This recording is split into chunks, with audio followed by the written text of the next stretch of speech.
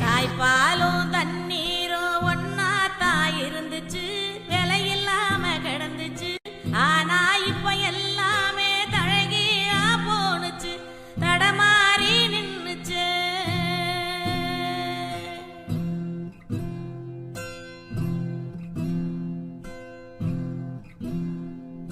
நிலாவுல தண்ணீர் இருக்கான்னு தேடுறோம், ராக்கெட்ட ஏவுறோம், குடிநீர பூமியில வியாபாரம் பண்ணுறோம்.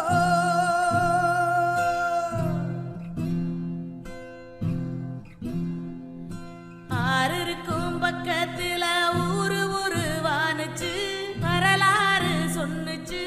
ஊரு மட்டும் இருக்குதையா, ஆற மட்டும் காணல. போன